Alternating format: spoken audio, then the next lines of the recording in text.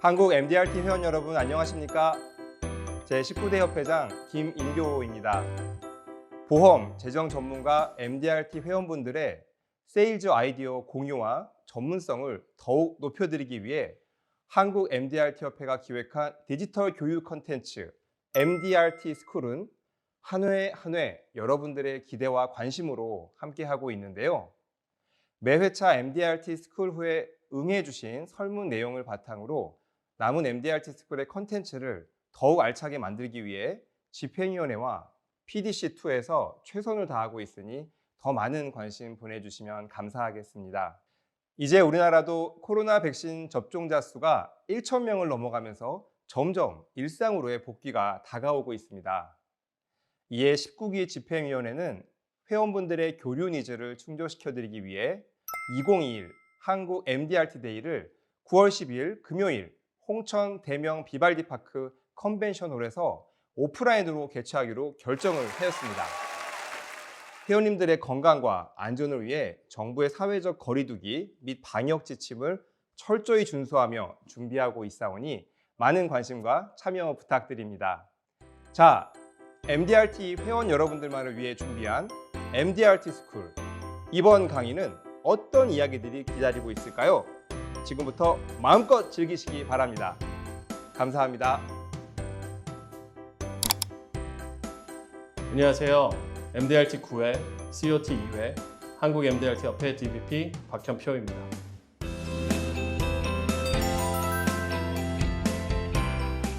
코로나 시대를 맞이하여서 요즘 백신 접종이 가장 큰 이슈가 되고 있습니다. 저는 얼마 전에 백신을 맞았는데요. A사 백신을 맞았습니다. 근데 백신 맞기 전과 백신 맞고 나서 굉장히 깊은 생각에 빠지게 되더라고요. 내가 혹시 잘못되면 어떡하지? 아니면 이 백신이 내 몸에 맞는 건가? 아니면 이 백신에 대해서 잘못되면 어떡하지? 라는 생각에 굉장히 두렵기도 했었고 굉장히 깊은 생각에 빠졌습니다.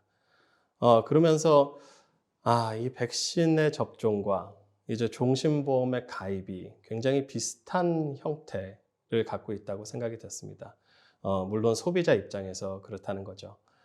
그래서 이번 MDRT 스쿨을 맞이하여서 백신과 종신보험의 차이가 무엇이 있는지, 그 다음에 종신보험을 백신 토크로 인해서 잘 고객에게 전달할 수 있는 방법을 한번 나누고자 이 자리에 섰습니다. 종신보험은 인생 재무 설계에서 가장 중요한 부분이라고 생각이 됩니다. 은퇴도 준비해야 되고, 그리고 투자도 해야 되고, 저축도 해야 되지만 그것의 기반인 종신보험이 있어서 위험을 막아줘야 하기 때문에 그렇다고 생각이 됩니다. 종신보험은 이득이 커서도, 그 다음에 수익이 많이 나서도 중요한 것은 아닙니다. 방금 전에 이야기했던 우리가 인생에서 가장 큰 위험, 사망에 대한 위험을 잘 해지할 수 있기 때문에 종신보험이 가장 중요하다고 생각이 됩니다. 그럼 다시 백신 얘기로 돌아가서 왜 백신을 맞아야 할까요? 백신은 나를 위해서 맞는 걸까요? 아니면 남을 위해서 맞는 걸까요? 아니면 코로나를 안 걸리기 위해서 맞는 걸까요? 아니면 걸려도 백신을 맞았기 때문에 몸 안에서 잘 이겨내려고 백신을 맞는 걸까요? 그러면 종신보험은 왜 가입하는 걸까요? 나를 위해서? 남을 위해서? 아니면 잘 죽기 위해서? 아니면 죽은 후 보장을 위해서? 과연 우리들이 아니라 고객의 입장에서 이것을 한번 생각해 보고 싶습니다. 백신 접종을 꺼려하는 이유는 백신에 대한 부정적인 생각 때문인 것 같습니다. 두려움, 그리고 접종 이후에 과연 나는 어떻게 될 것인가. 반면에 종신보험 역시도 가입을 꺼려 하시는 분들을 보면 종신보험을 가입한 이후에 나의 한 달 한 달 삶은 어떻게 되지? 그리고 그 보험료로 인해서 나의 생계가 부족해지면 어떡하지? 하는 부정적인 생각과 오늘 제가 말씀드리고 싶은 부분은 종신보험에 대한 부정적인 인식이 대한민국에는 있기 때문에 과연 그것이 무엇인지, 그리고 그것을 어떻게 하면 대처할 수 있는지, 그 부분을 이야기하고 싶습니다. 백신의 가장 큰 문제는 부작용입니다. 이 부작용 때문에 내가 이 백신을 맞아야 되는지 라는 생각이 들기도 하죠. 그래서 많은 분들이 이렇게 생각을 하십니다. 아, 코로나 어차피 걸리지도 않는데 내가 괜히 백신을 맞아서 잘못되면 어떡하지 하는 생각이 굉장히 큰 거죠. 하지만 이것은 노출의 문제입니다. 정확히 통계적으로 보면요, 코로나에 걸려서 사망할 확률보다 백신에 걸려서 백신을 맞고 사망할 확률이 훨씬 더 적은 거죠. 그리고 종신보험은 가입을 하냐 안 하냐의 그 시점에서 딱 보면 내가 이 종신보험을 들어서 그 이득이 무엇인지, 부정적인 게 무엇인지, 이 부정적인 생각이 이득보다 더 크다고 생각하기 때문에 종신보험에 가입을 꺼려하는 부분이 많이 있습니다. 백신의 부작용을 한번 보겠습니다. 혈전, 그리고 심근염, 그리고 아나필락시스 같은 과민 반응, 이런 두려움 때문에 백신 접종을 꺼려하는 건데요. 종신보험은 왜 꺼려할까요? 내가 쓰지도 못하고 죽어서 나오는 돈이기 때문에, 아니면 수익이 없어서, 아니면 가장 중요한 종신보험을 내는 그 보험료 때문에 내가 그 돈이 다른 것을 못 쓸 수 있기 때문에, 그런 생각들이 종신보험의 부정적인 인식이라고 볼 수 있습니다. 그러면 부작용이 없는 백신이라면 여러분들은 맞으시겠습니까? 저는 무조건 맞는다고 생각을 합니다. 왜냐하면 부작용 없는 백신이라면 저한테 무조건 좋을 거기 때문에, 그 백신으로 인해서 코로나의 위험으로부터 완벽하게 벗어날 수 있기 때문에 부작용이 없다면 저는 무조건 맞을 겁니다. 이미 맞았지만 맞기 싫어하는 사람들도 맞을 거라고 생각이 됩니다. 그러면 부정적인 인식이 없는 종신보험이라면 우리의 고객들이 가입하기 훨씬 더 쉽지 않을까요? 이 부정적인 인식이라는 단어가 어떻게 보면 느낌의 차이일 수도 있습니다. 이 느낌을 한번 볼까요? 미국과 한국을 조금 비교를 해봤는데요. 미국이라고 무조건 종신보험이 인식이 좋다는 이야기를 하는 건 아닙니다. 하지만 제가 미국의 포털 사이트에서 라이프 인슈런스라고 해서 검색을 한번 해봤고, 그 다음에 대한민국의 가장 대표적인 포털 사이트에서 종신보험을 검색을 한번 해봤습니다. 네, MDRT 스쿨이기 때문에 이 스쿨에 맞춰서 영어를 좀 준비해봤습니다. 해석할 필요까지는 없는데요. 저 노란색 글씨로 된 걸 잘 한번 봐주십시오. 미국 포털 사이트에서 종신보험을 검색해서 가장 위에 있는 이 라이프 인슈런스가 뭔지를 클릭을 해봤더니 이런 얘기가 나옵니다. 가족을 보호, 소득의 보장, 빚을 갚아준답니다. 자녀의 대학 자금을 마련해주고, 걱정 없이 잠을 잘 잘 수 있다고 하고, 그리고 이거 역시 파이낸셜 플랜이라고, 재무적인 플랜이라고 나와 있습니다. 일단 느낌이 나쁘지 않죠. 만약에 고객 입장에서 종신보험을 전혀 모르는 사람이라고 생각하고 이것을 검색했다고 하면, 이런 기능들이 있구나. 그러면 나는 이것을 가입할 때 이런 혜택을 볼 수 있겠구나라고 쉽게 접할 수 있을 거라고 생각이 됩니다. 하지만 대한민국의 제가 지식백과사전을 찾아봤더니요, 이것도 이제 상단에 되어 있습니다. 중간중간에 있는 정말 부정적인 그런 이야기들, 그리고 댓글들은 일단 보지도 않았습니다. 근데 여기에서 나오는 이야기가 정말 상품에 대한 이야기만 나옵니다. 그리고 유일하게 느낌이 좋아 보이는 단어는 유족의 생활을 보장한다는 단어밖에 없더라는 거죠.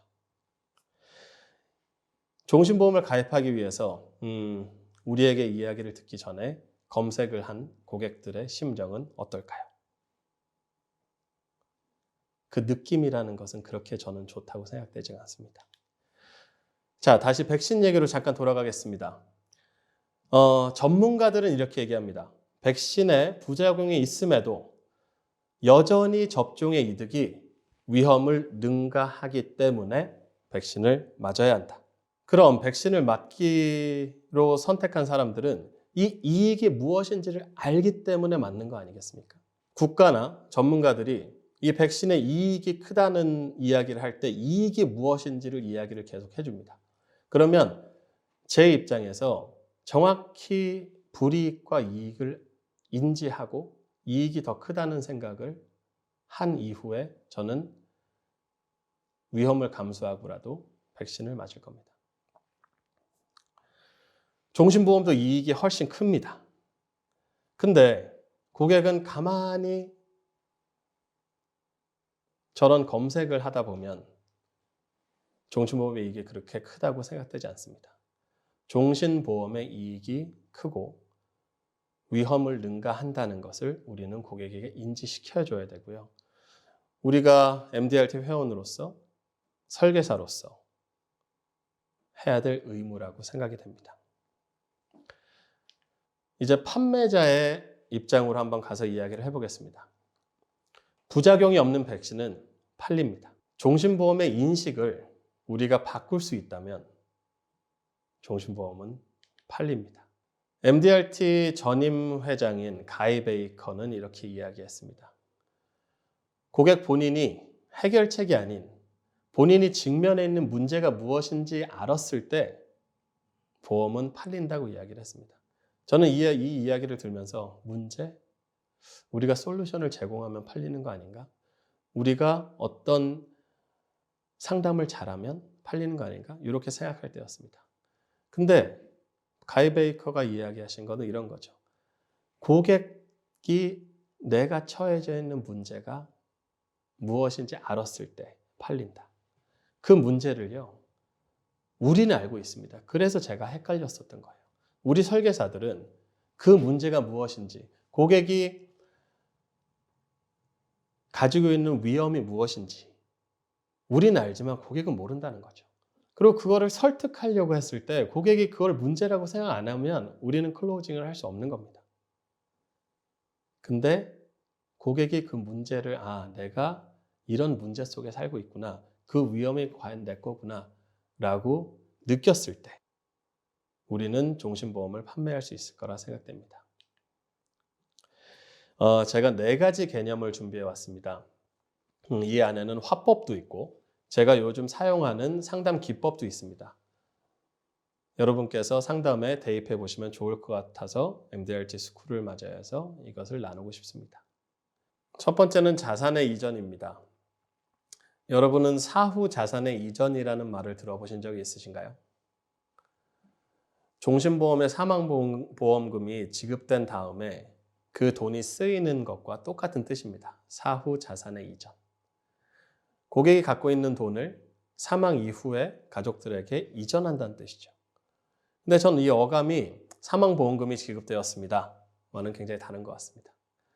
결코 없어지는 돈 아니고 그리고 고객이 못 쓸 돈도 아닙니다. 왜냐하면 고객이 사전에 가지고 있었던 돈을 이전한 것뿐이니까요. 우리는 코로나에 걸릴 수도 있고 안 걸릴 수도 있습니다. 하지만 우리의 고객은 결코 언젠가는, 언제가 될지 모르지만 사망하고요. 그 다음에 사망 이후에 본인의 자산이 적던 많던 꼭 이전됩니다.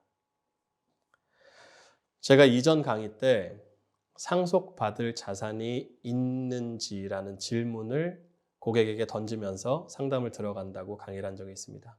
제가 그 질문을 던지는 이유는 고객에게 자연스럽게 좋은 어감으로 다가가기 위해서 그 단어를 씁니다. 상속받을 자산이 있는지. 상속이라는 것은 부모의 자산이 본인에게 이전이 되든지 본인의 자산이 자녀에게 이전이 되든지 하는 과정을 거치는 게 상속입니다. 근데 그 자산의 이전의 툴로 우리가 종신보험을 사용한다고 고객들에게 말씀해 보십시오. 그러면 고객들이 사망보험금이라는 그 단어에 대한 불편함은 그렇게 많이 느끼지 않을 것입니다. 개인도 그렇고 법인도 그렇습니다. 법인의 자산을 본인에게 이전하는 것. 그 이전에 사용하는 툴은 종신보험인 거죠. 그리고 부자도 종신보험을 이용할 수 있고 부자가 아니어도 종신보험을 이용할 수 있습니다. 이것은 인식의 차이인 것 같습니다. 처음에 말씀드렸던 그 부정적인 인식보다는 굉장히 긍정적인 인식으로 우리가 바꿔줌으로써 소비자인 고객이 선택하기 편하게 만드는 거죠. 여기 세 가지 예를 들어보고 싶습니다. 첫 번째는 한 5년 전의 케이스인데요. 소득이 한 600만 원밖에 안 되시는 분이었는데 본인이 자녀에게 돈을 좀 남기고 싶다는 겁니다. 굉장히 이런 케이스가 많죠. 그래서 그때 제가 본인의 자산을 이전해 놓으시죠 라는 문구를 쓴 적이 있습니다. 그랬더니 이분이 놀라시는 거예요. 사망보험금 나오는 거 아니야? 라는 질문을 하십니다. 그래서 사망보험금은 자산의 이전입니다. 결코 없는 돈이 생기는 것도 아니고 있는 돈이 없어지는 것도 아닙니다. 라고 상담을 진행한 적이 있습니다. 두 번째 케이스는 상속 케이스인데요. 상속을 하면서 이제 부모와 이야기가 잘 안 된다는 거죠. 그래서 어떻게 이야기가 안 되시나?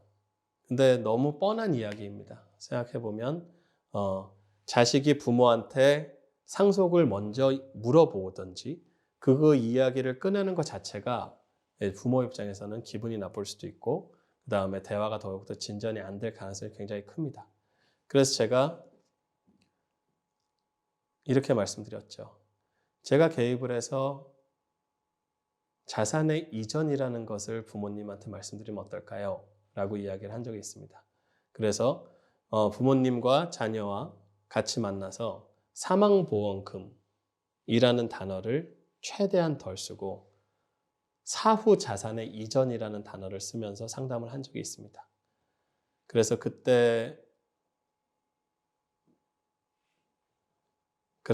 좋은 보장을 전달한 기억이 있고요. 마지막 케이스로는 이제 법인 케이스입니다. 저는 법인 CEO 플랜이나 이제 법인 플랜을 할 때 상품을 생각을 하고 그 다음에 세금을 생각을 하고 그 다음에 이제 회사 내부에 있는 것들에 먼저 집중을 했습니다. 당연히 중요하죠. 그리고 그것에 대한 지식과 공부가 안 돼 있는 상태에서 법인으로 상담이 잘 진행될지 의문입니다. 당연히 알아야죠. 근데 그것만 공부했었던 거죠. 근데 제가 하루 느낀 게 과연 이 대표가, 이 고객님이 원하는 게 뭘까? 라고 하면 당연히 절세도 있겠지만 본인 자산의 이전이라는 생각이 드는 거죠. 법인 자산을 개인 자산으로 이전하는 것. 그리고 거기서 더 나아가서 법인에서 받은 자산을 자녀에게 이전하는 것. 이런 것들이 우리가 알지 못하는 고객분들의 니즈일 수도 있다는 생각이 듭니다. 그래서 첫 번째, 자산의 이전이라는 문구였습니다. 두 번째는 종신보험은 대체 불가한 상품이라는 겁니다. 적금도 대체가 가능하고요. 그리고 우리가 타고 다니는 자동차도 대체 가능하고 살고 있는 집도 대체가 가능합니다. 왜냐하면 비슷한 상품들이 많기 때문에 그렇습니다. 펀드도 대체가 가능하고 투자 상품들도 다른 투자를 할 수 있기 때문에 대체가 가능합니다. 하지만 종신보험은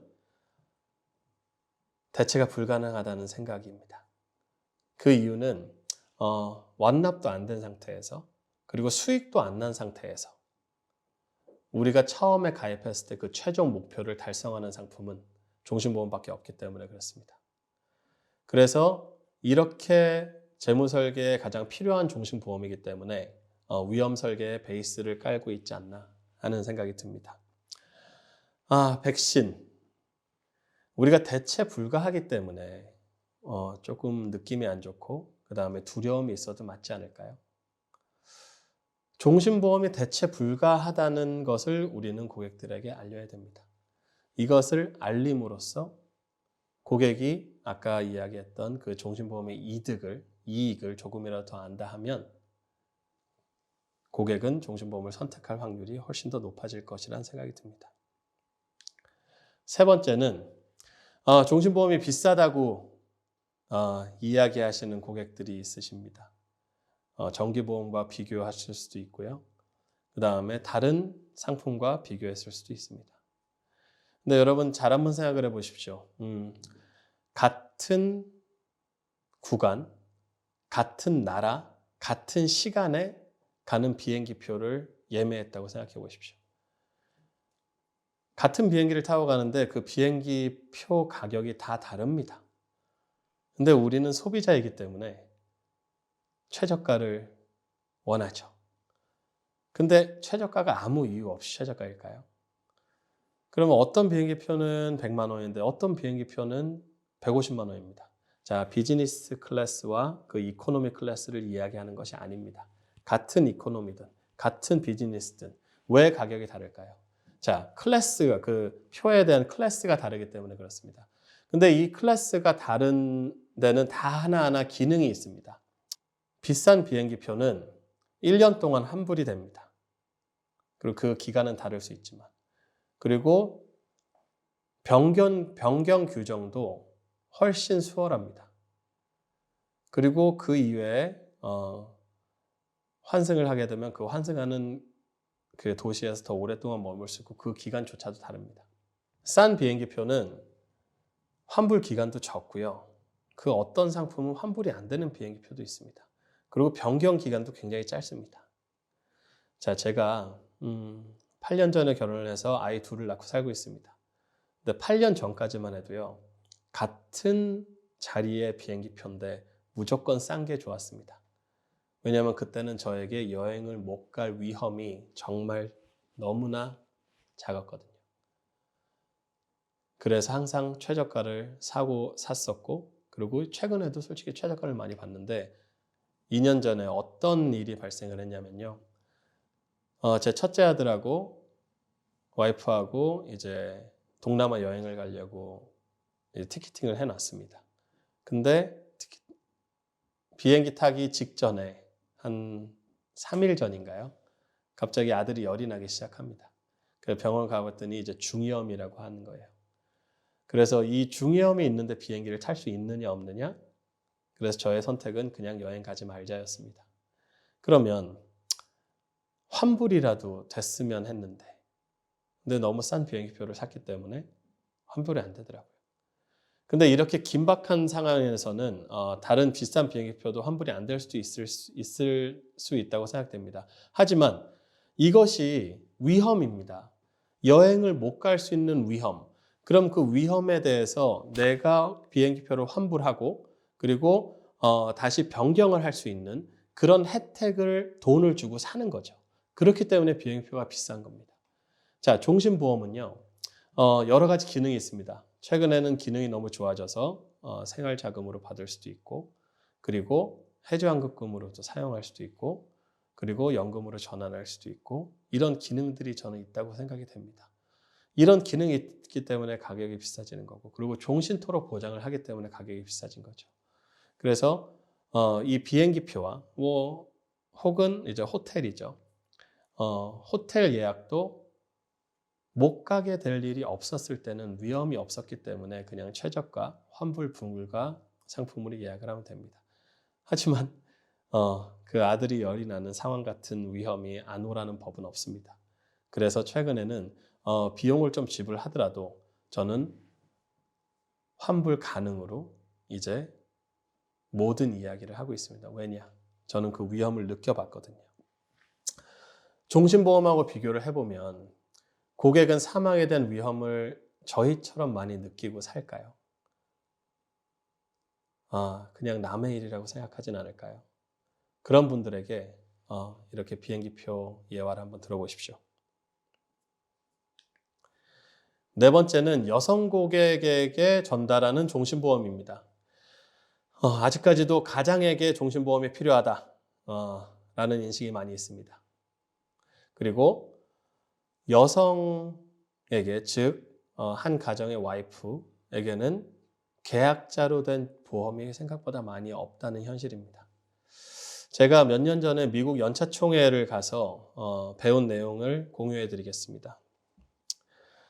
여성 고객, 즉 남편이 있고 자식들도 있고 그리고 직업이 없는 여성 이제 와이프 고객에게 할 수 있는 이야기입니다. 고객님이 이혼을 하라는 생각을 저는 하는 건 아니지만 고객님의 이혼의 위험을 저는 생각해 드려야 됩니다. 지금 앞으로 고객님 계약자로 된 종신보험이 하나도 없는데 괜찮으신가요? 라는 질문을 우리는 꼭 해야 됩니다. 왜냐? 아마 미국의 내용이기 때문에 이걸 더 강조했던 것 같습니다. 이혼도 많고 그 다음에 이혼이 된 다음에 재산 분할에 굉장히 많은 시간과 큰 노력을 하기 때문에 본인 이름, 본인 계약자로 된 보험이 있느냐 없느냐를 따진다는 그런 강의였습니다. 근데 그게 이제 우리나라에서도 현실화가 되어 있습니다. 이건 역시 우리의 세일즈 팁으로 활용할 수도 있는 거죠. 여성 고객에게 이렇게 말할 수 있습니다. 고객님이 계약자로 된 종신보험이 있느냐 없느냐는 고객님의 미래에 굉장히 큰 변화를 줄 수 있습니다. 괜찮으신가요? 라는 질문을 한번 해보십시오. 그리고 여기에서 여성 고객에게 할 수 있는 두 번째 이야기는 자산가 쪽에서 이야기를 하면 이렇습니다. 많은 대한민국의 자산이 남편에게 되어 있는 경우가 많이 있습니다. 그래서 남편의 종신보험이 굉장히 중요하다고 여겨지고 있죠. 왜냐하면 상속세 재원이 마련돼야 되기 때문에. 하지만 이론은 이렇습니다. 그러면 남편분이 사망하셨을 때 남편이 가지고 있는 그 자산을 이제 배우자 공제를 통해서 상속세를 좀 덜 내면서 자녀에게 이전을 해놔야 상속세가 제일 덜 먹여진다. 그래서 우린 절세를 할 수 있다. 이런 이론인데요. 많은 여성분들에게 한번 물어보십시오.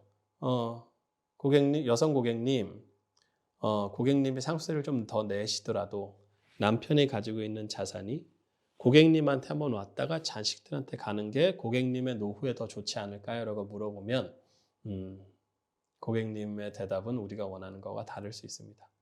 우리가 아는 그 절세에서 좀 벗어나서 고객의 니즈가 무엇인지, 세금을 낼지언정 자산을 보유하고 싶어하는 고객이 있을지도 모릅니다.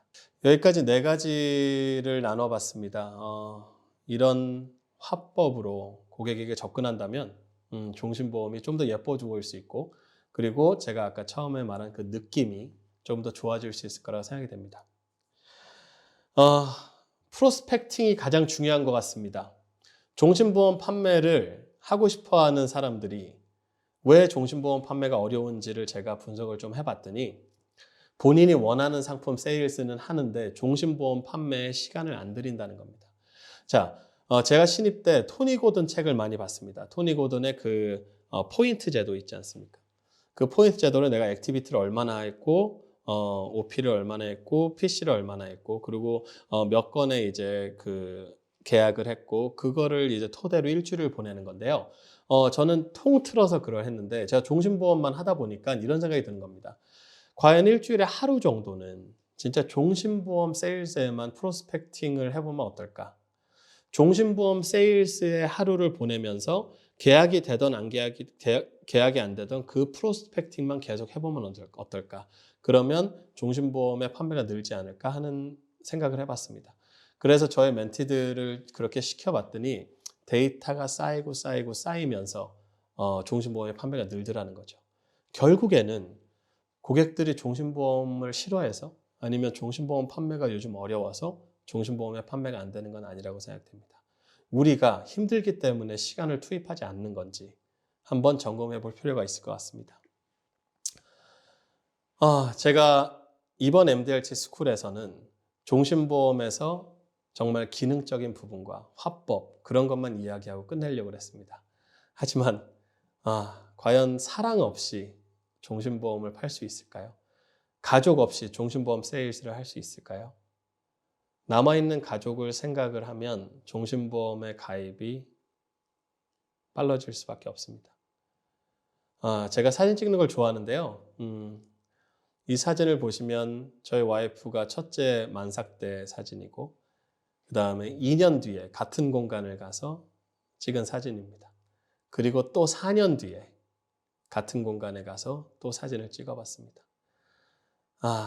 가족들이 없었으면 저는 종신보험 가입을 하기 쉽지 않았을 겁니다.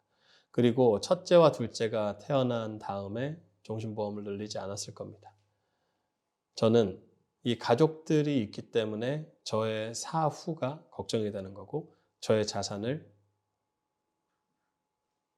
저 아이들과 이제 남아있는 와이프에게 전달하고 싶습니다. 이렇게 생각하니까 저는 종신보험이 굉장히 심플해지는 겁니다.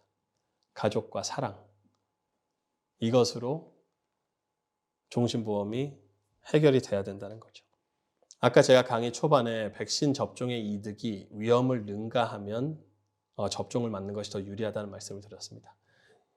이것이 이득 위험도라는 것인데요. 현대의학이 발전하기 전까지는 이랬다 합니다. 어떤 수술의 대가가 이거 수술해! 그러면 쫙 수술한 거죠. 그랬더니 사람들이 많이 죽어나가는 겁니다.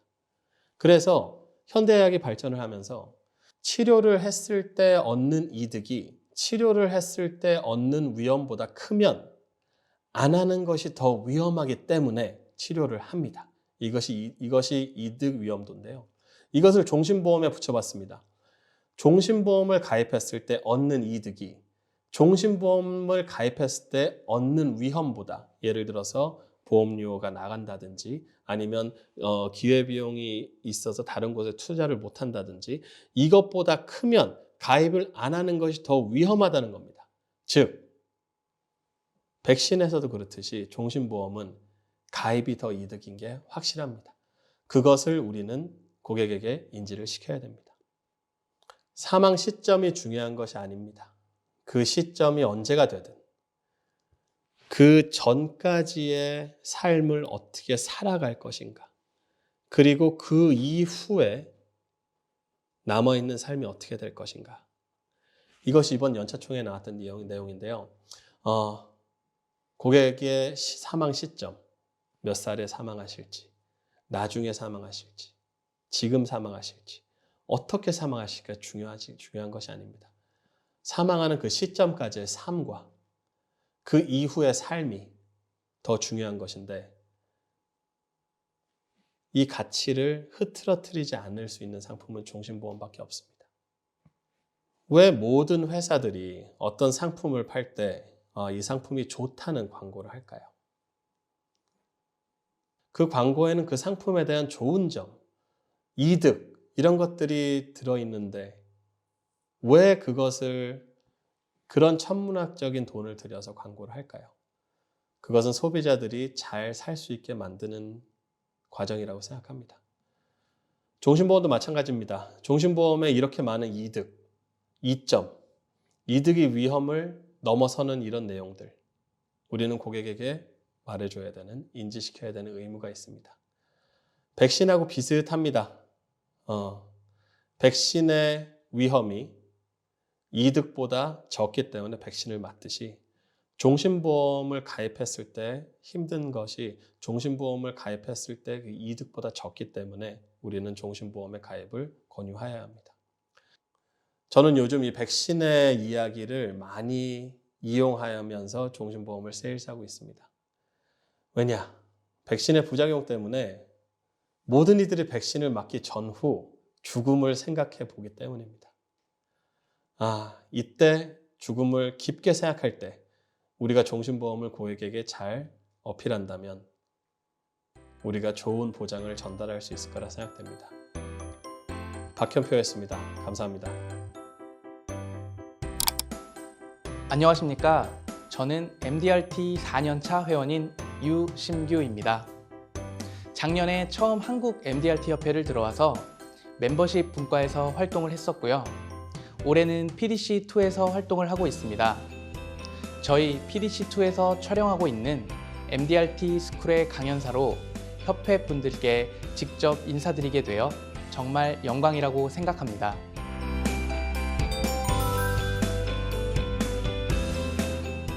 저는 오늘 젊은 설계사들의 종신보험 세일즈라는 주제를 가지고 말씀을 드려보려고 하는데요. 오늘 제가 준비한 순서는 이렇습니다. 먼저 간략하게 제 소개를 드리고 나서 제가 종신보험 세일즈를 어떻게 하고 있는지, 조금 더 나아가 주로 변액종신군을 더 많이 계약하고 있는 제가 고객에게 어떤 방법으로 세일즈를 하고 있는지 말씀드려 보겠습니다. 저는 2017년도 여름 미래에셋생명에서 보험 영업을 시작했습니다. 처음 일을 시작했을 때는 정말 정신없이 만날 수 있는 모든 사람들을 만났고 매주 W를 달성하기 위해 하루하루 열심히 일했던 것 같습니다. 그에 감사하게도 당사 기준으로는 최단기간의 MDRT 기준을 달성해서 2018년도에 퍼스트타이머가 되었고 19년도, 20년도에 MDRT를 달성하고 올해 21년도에는 정말 고객분들께 감사하게도 COT를 달성할 수 있게 되었습니다. 처음 일을 시작했을 때부터 제 주력 상품은 종신보험이었는데요. 진단금, 수술비, 입원비 등 튼튼하게 갖추어진 선지급형 종신보험을 메인으로 암보장만을 원하는 고객분들께도 주계약 위주의 암 혹은 3대 질병 선지급형 종신보험을 권해드렸고 결혼을 한 가장들에게는 가장의 연봉의 최소 2배에서 3배 정도의 일반 사망보험금에 대한 필요성을 강조하여 현재 사망보험금을 추가 확보해 놓으면서 고객의 개인 상황에 맞게 추가적인 납입을 통해 보험의 전체적인 사업비 수준을 낮추는 플랜으로 연금 재원을 확보할 수 있는 변액 유니버셜 종신보험도 함께 번들 세일즈를 해왔습니다. 제가 지인을 만나거나 소개받은 고객을 만났을 때 공통적으로 보험 계약을 위해 사용하는 니즈 환기의 방법은 거의 동일한데요. 그 방법은 이렇습니다. 고객 인생에 있을 4개의 대출 통장 이야기를 하면서 고객 본인의 라이프 사이클에 대한 대화를 통해 앞으로 본인이 준비해야 하는 일들을 상기시켜 드립니다. 다들 아시는 내용이시겠지만 4개의 대출 통장 혹은 4대 자금이라는 것은 결혼, 육아, 내 집 마련, 노후 자금에 대한 이야기입니다. 그리고 이 이야기를 할 때 제가 고객에게 알려주듯 말씀드리지 않고 고객에게 계속 질문을 던집니다. 그리고 그 질문을 통해 고객 스스로의 입에서 나오는 대답이 무엇보다 중요합니다. 언제쯤 결혼하고 싶으십니까? 아이는 몇 명 낳고 싶으신가요? 나중에 내 집을 산다면 어느 지역에 있는 아파트를 사고 싶으세요? 노후에는 어떤 생활을 하고 싶으신가요?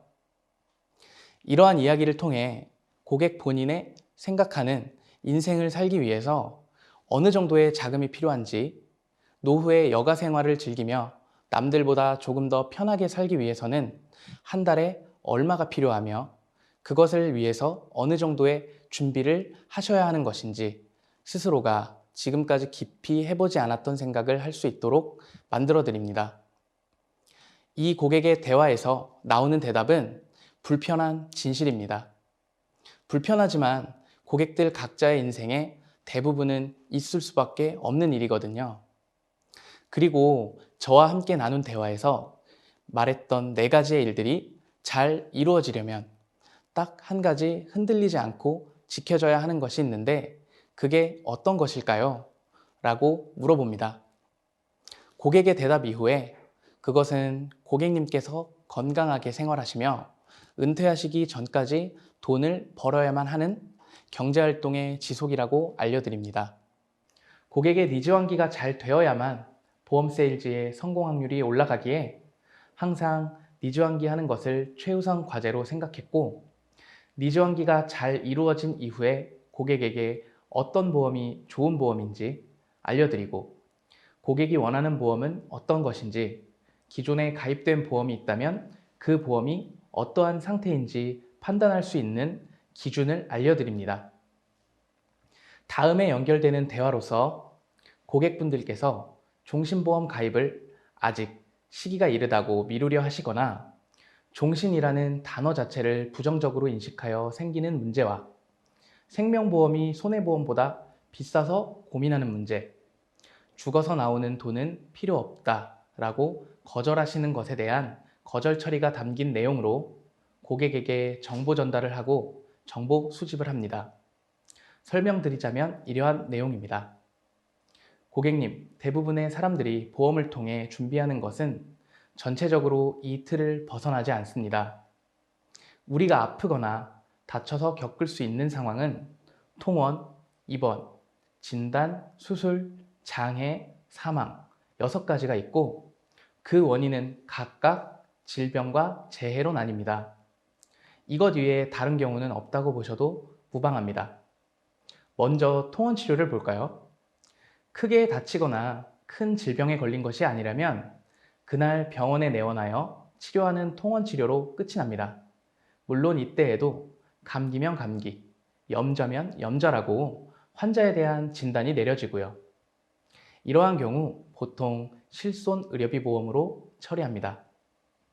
입원의 경우도 그렇습니다. 질병이나 재해로 인해 진단을 받고 정도가 심하다면 수술을 하게 되시고요. 그 뒤 입원을 하게 됩니다. 이때에도 실손의료비 보험을 통해 보험을 청구할 수 있습니다.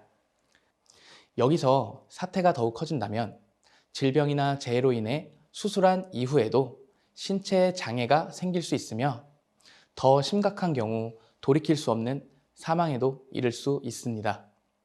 고객님, 그런데 혹시 실손의료비 보험으로 보험금 청구를 해보셨나요? 병원에서 발생한 의료비보다 더 큰 금액을 청구해서 받아보신 적이 있으신가요? 혹은 더 많이 받는 것이 가능할까요? 아마 없으실 겁니다. 당연히 안 되는 것이고요. 왜냐? 실손의료비 보험은 의료비를 비례보상하는 보험이기 때문입니다. 내가 통원, 입원 치료를 위해 발생한 의료비에 많게는 90에서 적게는 80%까지 비례보상하는 보험이 실손의료비 보험입니다. 그런데 그 비례보상에는 통원과 입원 시에 한도가 정해져 있습니다. 고객님, 크게 다치거나 심각한 질병에 걸렸을 때 실손의료비 보험만으로 충분할까요? 그렇지 않습니다. 왜냐하면 크게 다치시거나 심각한 질병에 걸리게 되면 단지 그 상황을 해결하는 데 필요한 돈뿐만 아니라 경제활동을 하는 것이 힘들어지게 되므로 장기간 생활하시는 데 필요한 생활비가 많이 필요하기 때문입니다. 그러므로 비례보상인 실손의료비 보험은 기본으로 준비하시고 상황에 맞게 적정한 금액이 정액 보상되는 제대로 된 보험을 꼭 가지고 계셔야 합니다. 또한 실손의료비 보험은 나이가 들어감에 따라 금액이 계속 비싸지기 때문에 언제까지나 계속해서 납입을 하며 보장을 받기에는 무리가 따르게 됩니다. 그렇기 때문에 제대로 된 보험은 꼭 필요합니다라고 말씀드립니다. 또 고객님께 제가 질문을 몇 가지 드리는데 이러한 질문들입니다. 고객님, 만약 오른팔이 골절되면 200만 원이 나오지만 다른 신체 어느 부위도 보장이 되지 않는 보험과 모든 신체 부위에 골절이 생기면 20만 원이 나오는 보험이 있다면 어떤 보험이 좋으세요?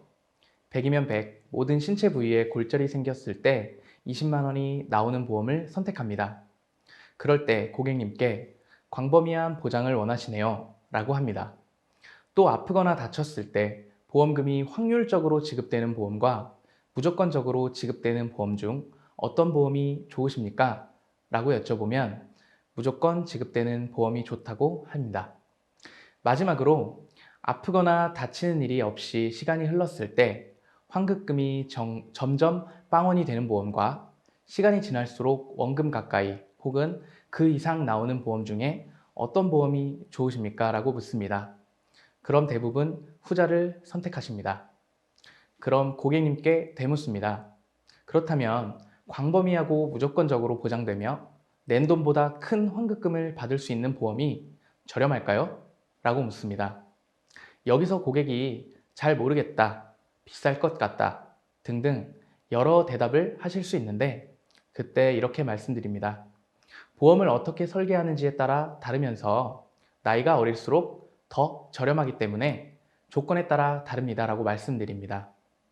보험을 가입하실 때 가입하시는 시점이 매우 중요한데 보험을 빨리 가입할수록 저렴한 이유는 크게 3가지가 있다고 설명드립니다. 첫 번째, 과거부터 현재까지 은행 상품의 금리가 점점 하락하는 것처럼 보험 상품에 적용되는 금리도 조금씩 하락하는데 보험을 만들 때 적용시키는 이율을 적용이율이라고 합니다. 같은 보장을 받는 보험의 적용이율이 높을수록 보험료가 저렴하고 적용 이율이 낮을수록 보험료가 비싸다는 점을 알려드립니다.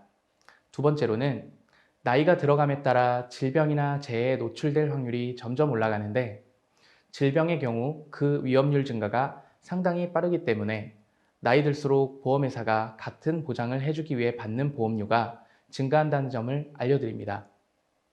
세 번째로는 나이가 어릴수록 보험회사는 고객에게 받은 보험료를 불이시켜 운용할 수 있는 시간이 길기 때문에 더 적은 보험료로 받고 같은 보장을 해드릴 수 있습니다. 라고 알려드립니다. 보통 이 정도 설명으로 기본 상담은 거의 마치게 되는데 저는 세일즈의 포커스를 변액 종신보험으로 두고 있기에 여기서 더 질문드립니다.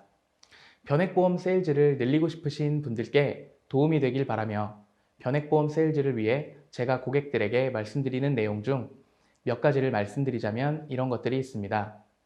고객님, 방금 보험료를 운용할 수 있는 시간이 길수록 더 유리하다고 말씀드렸는데 고객님은 보험의 운용 방식 두 가지 중 어떤 것이 더 좋으십니까? 라고 질문합니다. 고객님께서는 보험을 가입하신다면 은행금리보다는 약 2배 정도 높은 금리인 2%대 확정금리로 운용하는 것과 펀드로 운용되는 방식 중에 어떤 것이 더 좋으신가요? 라고 질문을 드리면서 기본적인 펀드에 대한 개념을 말씀드리고 우리나라 우량주, 미국 중심의 해외 주식 투자에 대한 고객의 호불호를 가려 다음으로 넘어갑니다. 만약 고객님께 정말 큰 도움을 받은 누군가가 정말 큰 돈을 고객님께 무료로 주면서 국내 주식을 단 한 종목만 사라고 한다면 어떤 주식을 사시겠습니까? 라고 물어봅니다. 여기서 보통 고객님들은 삼성전자라고 대답을 많이 하십니다. 물론 요새는 카카오나 하이닉스 같은 회사들도 많은 대답이 나옵니다. 다만 이런 회사들의 공통점은 우리나라에서 손꼽히는 대기업이며 발전 가능성도 높다고 판단되는 산업군을 주도하는 회사들입니다. 다음으로 삼성전자와 애플의 시가총액을 비교해 드립니다. 우리나라 주식의 총 4분의 1을 차지하는 삼성전자의 시가총액이 총 얼마인지 아십니까? 6월 기준으로 488조쯤 됩니다. 그러면 애플의 시가총액은 얼마나 될까요? 2350조가 넘습니다. 약 5배 정도 차이네요. 미국 사람에게 똑같은 제안을 한다면 아마 삼성전자보다 더 우량한 애플이라는 기업에 투자할 가능성이 높을 것입니다. 또 다음 자료를 보시면 국내 주식시장이 전 세계 주식시장에서 차지하고 있는 비율은 2% 정도 됩니다. 나머지 98%는 해외시장이라는 뜻입니다. 그렇기에 전문가들은 투자를 하신다면 국내에 국한되지 않는, 물론 국내에 좋은 회사들을 포함해서 미국 시장, 유럽 시장, 아시아 시장 등 해외 시장에 대한 투자를 더 중점으로 두시는 것을 추천하고 있습니다. 고객님, 저와 함께 준비하는 보험은 앞서 얘기해 나눴던 광범위하고 튼튼한 보험이면서 그 운용 방식을 미국을 중심으로 국내 시장까지 두루 투자하여 지난 수년간 금리 상품보다 평균 수익률이 좋았던 펀드 운용이 가능한 보험입니다. 크게 다치시거나 아픈 일이 일어나지 않더라도 고객님의 자산이 되는 보험이 될 것입니다. 라고 말씀드립니다. 제가 알기로 각 보험회사마다 미국 관련 펀드를 포함해 수익률이 좋은 대표 펀드들이 있는 것으로 알고 있는데요. 변액보험 세일즈를 하실 때 본인의 회사 펀드에 맞게 내용을 추가하여 고객에게 세일즈 하신다면 영업하시는 데 분명히 큰 도움이 될 것입니다. 마지막으로 사망보장 부분에 집중하여 얘기를 나누는데 손해보험사 상품들은 확정 금리 방식이나 펀드 운용 방식이 되지 않는다는 점을 말씀드리기 위해서도 마지막에 이야기를 나누는 편입니다.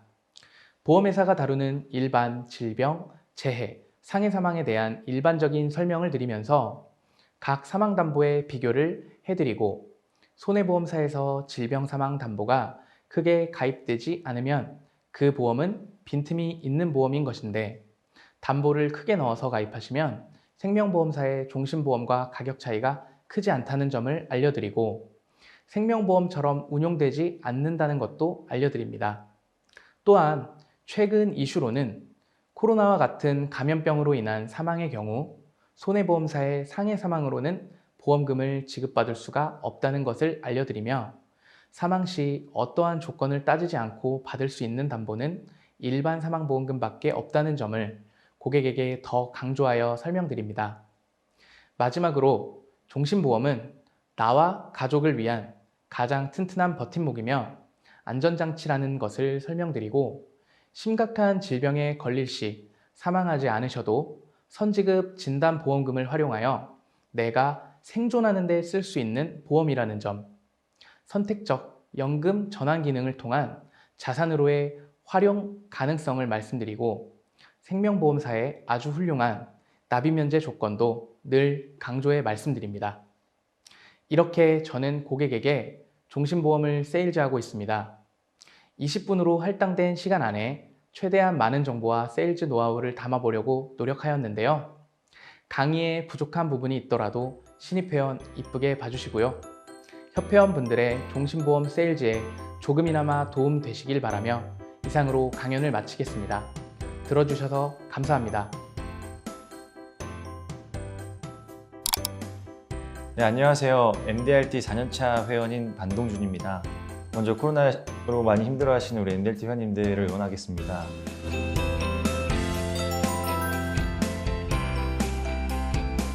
오늘 제가 어떤 세일즈 아이디어를 전달드리기보다는 저는 종신보험 보장에 대한 기본적인 베이직함을 좀 말씀드리려고 합니다. 그래서 제 세션 자체가 이미 잘들 하고 계시기 때문에 어떤 특별한 아이디어를 들여서 더 잘할 수 있게 하는 그런 세션이 될 수는 없다고 생각을 하고요. 기본적으로 그냥 다시 한번 되돌아보면서 내가 이랬지, 이렇게 하는 게 맞았지라는 그런 좋은 시간이 되었으면 좋겠습니다.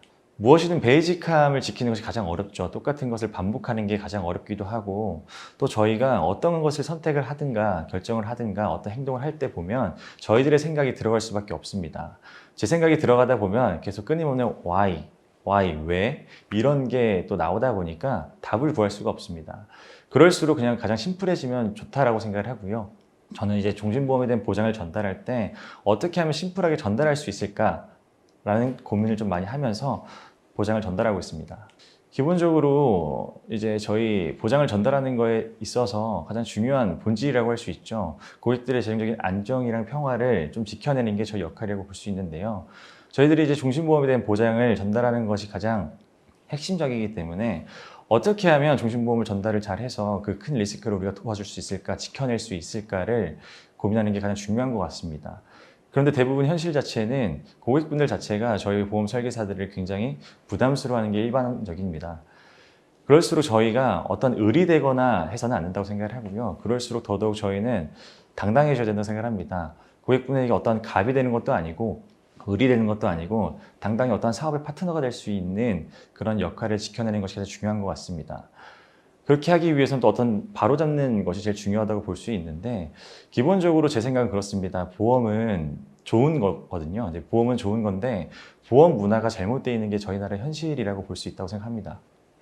그래서 어떻게 하면 이 보험 문화를 바로잡고 좋은 보험을 잘 전달할 수 있을까 계속 고민하고 있습니다. 저 같은 경우에는 기본적으로 기혼이든지 미혼이든지 어떤 보장금액에 대한 기본적인 크기에 대해서 저만의 기준을 세워서 좀 심플하게 전달하고 있습니다. 제가 일반적으로 이제 20, 30대 고객층들을 많이 만나고 있습니다. 제가 이제 29에 입사를 해서 현재는 이제 33, 만 4년이 됐는데요. 만 4년이 되면서 가장 많은 고객분들을 만나고 있고 만나왔던 건 기본적으로 20, 30대입니다. 20대 초반부터 30대 후반까지 가장 많은 좀 고객층을 확보를 하고 있거든요. 근데 그 고객분들 중에서도 저 같은 경우에는 기혼보다는 미혼이 많습니다. 미혼이 많고요. 요즘은 또 이제 밀레니얼 세대라고 해서 이제 90년대생들이 또 30대 초반이 되었고 또 20대에 접어들고 하다 보니까 밀레니얼 세대에 대한 고민을 굉장히 많이 하는 것 같습니다.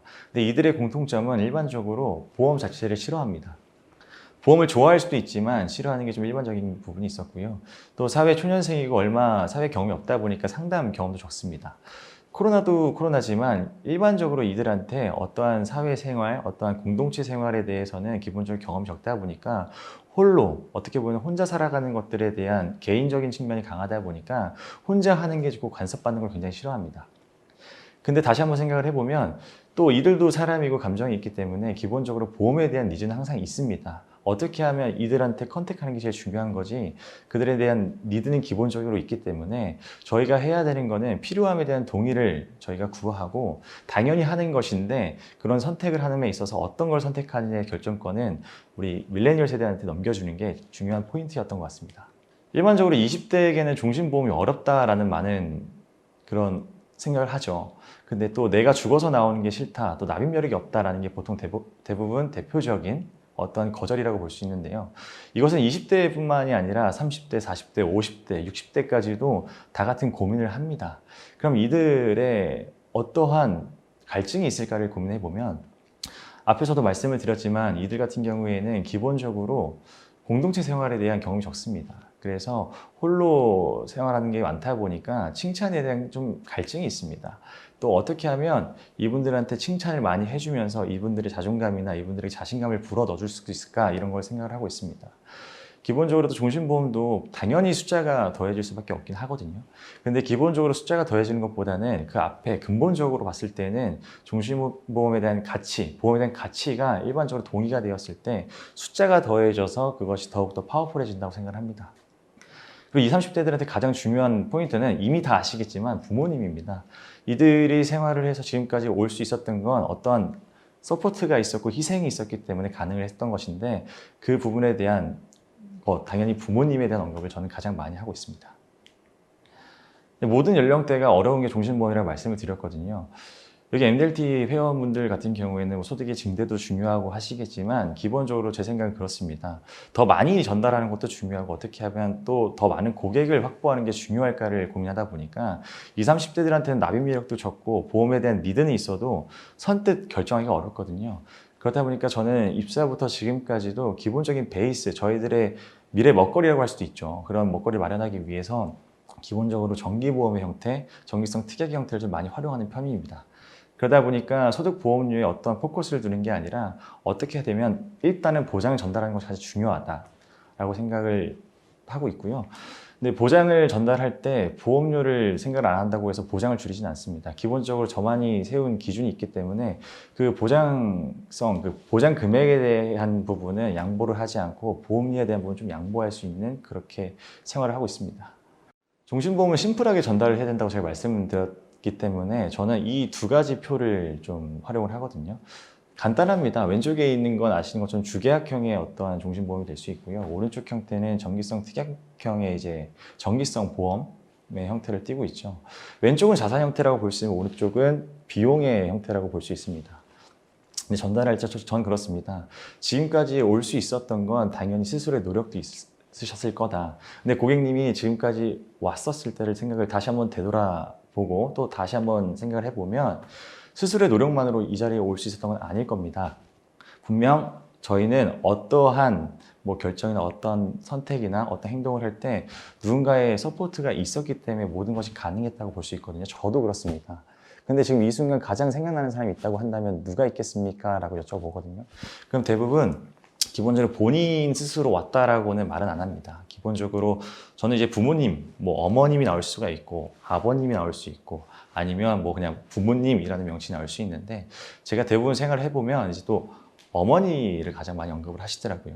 이제 이미 일단 여태까지 올 수 있었던 어떤 뭐랄까요, 핵심은 부모님의 희생인 걸 이미 이분들도 당연히 알고 있기 때문에 그 부분에 대한 터치를 많이 합니다. 그런 이야기를 들었을 때는 맞습니다, 그렇습니다. 근데 고객님 입장에서 봤을 때 저도 똑같이 자식된 입장이기 때문에 우리가 자식된 도리를 어떻게 하면 더 잘 할 수 있을까를 고민을 하게 됩니다. 일반적으로 저희가 잘 성장을 해서 더욱더 잘 자리를 잡아서 나중에 부모를 부양을 하고 부모님께 용돈도 드리고 이렇게 하고 싶은데, 만약 그럴 수 없는 상황이 온다라는 걸 생각을 해보셨냐라고 한다면 안 해봤다라고 하는 게 좀 대부분이거든요. 그럼 만약 그런 상황이 온다고 했으면 대비책이 있습니까? 라고 하면 대답을 못 합니다. 그럼 그랬을 때 만약에 고객님을 대신해서 뭔가 안전한 장치가 있고 마련되어서 부모님에 대한 걱정을 좀 덜 할 수 있다라고 한다면 어떻겠습니까? 라고 하면 그게 뭡니까? 라고 해서 저는 종신보험이라고 얘기를 하거든요. 종신보험은 기본적으로 고객님들 같이 젊은 분들이 가입을 안 하려고 하는 게 맞습니다. 근데 지금까지 이런 대화를 통해서 고객님이 저한테 말씀해 주셨던 것처럼 고객님도 지금 인지를 하고 계십니다. 인지를 하고 있는데 무의식적으로 그걸 부정을 하고 계시기 때문에 그 부정을 제가 다시 한 번 더 부정을 하게끔 하는 게 저희 역할인 거다. 그래서 오늘 이 부분만큼 이런 내용을 나눈 만큼 고객님께서 지금 동의를 해주셨기 때문에 고객님이 이건 당연히 하는 겁니다 라고 말씀을 드리죠. 그랬을 때 또 고객분들이 또 대부분 거절할 수가 있거든요. 그러면 거절이 대표적인 게 그렇습니다. 아니요, 저 죽어서 나오는 거 필요 없어요. 저는 그럴 필요 없습니다 라고 얘기를 하시는데 저는 다시 한번 말씀을 드립니다. 만약에 단 1%라도 고객님께서 그런 생각을 하고 계시다고 한다면 고객님께서는 이 보험을 가입할 자격이 없으시다. 저는 이렇게 대놓고 얘기를 하거든요. 이게 고객님한테는 굉장히 뭔가 기분이 상할 수 있는 게 될 수 있는데 이제 저희들의 역할 같은 경우에는 고객분이 생각 안 했던 부분 또 부정하는 부분 굉장히 중요한 가치이기 때문에 부정할 때 그 부분에 대해서 꾸짖을 수도 있어야 되는 게 저희들의 역할이라고 생각을 하거든요. 그래서 저는 좀 강하게 클로징을 강하게 좀 꾸짖는 편입니다.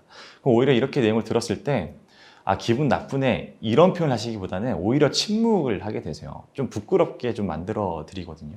그럼 이제 본인도 이제 부끄러워지니까 그 다음부터 제가 어떤 내용을 강하게 말하거나 좀 부드럽게 다시 전환했을 때 이분들 좀 잘 따라오는 편입니다. 그래서 이제 나중에 동의가 되었을 때 마지막에 클로징하는 건 고객님 제가 오늘 강하게 얘기를 드렸고 또 꾸짖기도 했는데 고객님께서 좀 기분 상하지는 않으셨으면 좋겠다. 다만 굉장히 필요하고 굉장히 중요한 부분이고 언젠가 한번 발생하는 그 부분이기 때문에 고객님께서는 이 부분에 대해서 오늘 제가 한 말에 동의를 결국 해주신 거다. 그렇기 때문에 그 동의해 주신 부분에 대해서는 이미 끝났기 때문에 결정을 하시는 건데 어떠한 형태로 결정하시는지는 이것 A안과 B안입니다 라는 걸 좀 보여드립니다. A안이 왼쪽에 있는 자산형 형태가 될 수 있는 거고요. B안이 이제 비용 형태로 될 수 있는 것들에 대해서 말씀을 드립니다. 그래서 보통 이제 종신보험은 마지막에 제가 더 클로징하는 건 이제 고객님의 몸값은 계속 늘어난다고 말씀을 드립니다. 고객님이 지금 미혼이기 때문에 제가 기본적으로 한 1억 정도는 가져가야 된다고 말씀을 드리긴 하지만 나중에 또 결혼을 하시거나 승진을 하시거나 여러 상황이 됐을 때는 본인의 몸값에 대한 걱정을 굉장히 많이 하실 거다.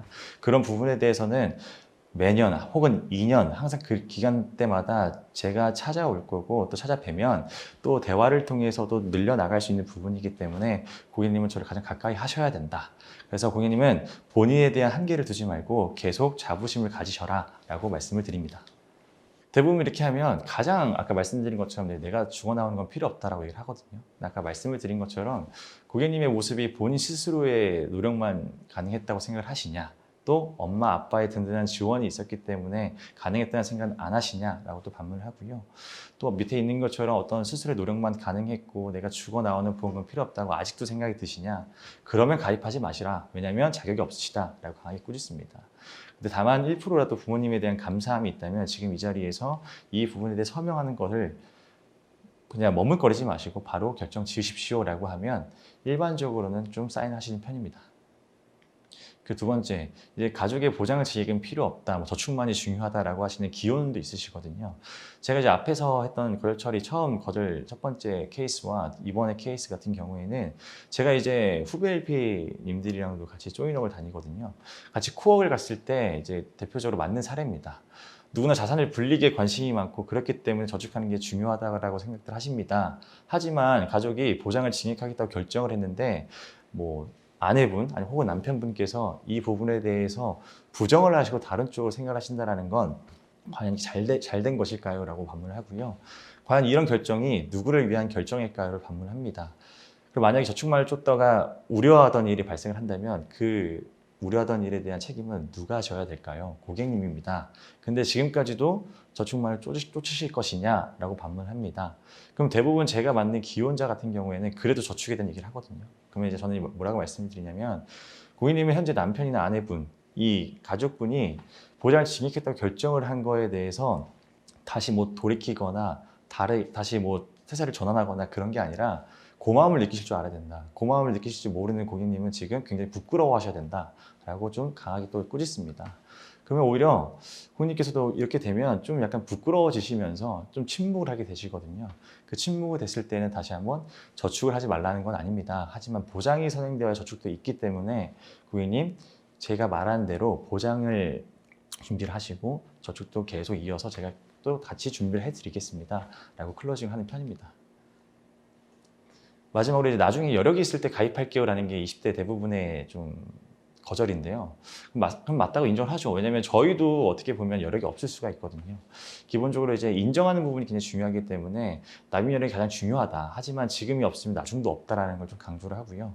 위험이라는 것이 항상 예측된 상황에서 오는 게 아니라 예측되지 않은 상황에서 오다 보니까 저희는 미리미리 준비를 해야 된다. 근데 그 위험을 준비하는 방법은 다양하다. 왜냐하면 앞에서 말씀드린 자산 형태가 있고 비용 형태가 있기 때문에 자산 형태로만 준비한다고 한다면 고객님이 말씀하신 것처럼 지금 어렵다, 납입력이 없다라고 하실 수 있지만 비용 형태로 준비한다고 한다면 고객님 하루에 한 잔, 뭐 일주일에 마시는 커피의 가격으로도 고객님 저희가 아까 동의했던 그 부분에 대한 보장을 준비하는 건 어려움이 없습니다라고 말씀을 드립니다.